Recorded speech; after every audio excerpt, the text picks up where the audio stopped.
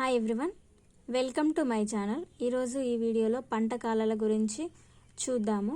పంటలు సాగు చేసే ఆ కాలాన్ని అనుసరించి సంవత్సరానికి 3 వ్యవసాయ ఋతువులు అనేవి విభజించారు. సో అవేంటో అనేవి చూద్దాము.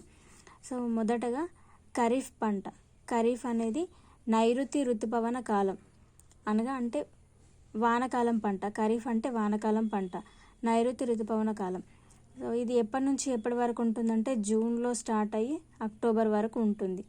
5 నెలల పంట కాలం అనేది ఉంటుంది. ఖరీఫ్ పంట 5 నెలల పంట.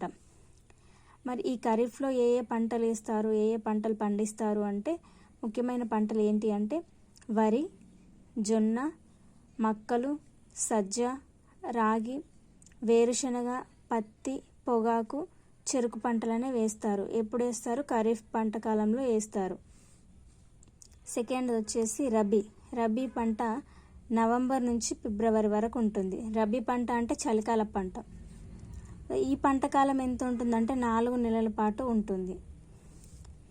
రబీ కాలంలో వేసే ముఖ్యమైన పంటలు ఏంటంటే గోధుమ, జొన్న, పప్పు దినుసులు, చిక్కుడు, సోయా, మిరప ఈ మొదలైన పంటలు రబీ కాలంలో వేస్తారు.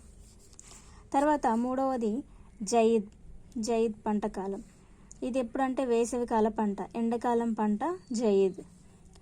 ఇది ఎప్పుడు స్టార్ట్ అవుతుందంటే మార్చిలో స్టార్ట్ అయ్యి మే వరకు ఉంటుంది. ఈ జైద్ యొక్క పంట కాలం ఎంత అంటే 3 నెలల వరకు ఉంటుంది. జైద్లో వేసే ముఖ్యమైన పంటలు ఏంటంటే వరి, దోస, పుచ్చకాయ, కూరగాయలు, మొక్కజొన్న మొదలైనవి ఈ జైద్ కాలంలో వేస్తారు. So thank you for watching my video.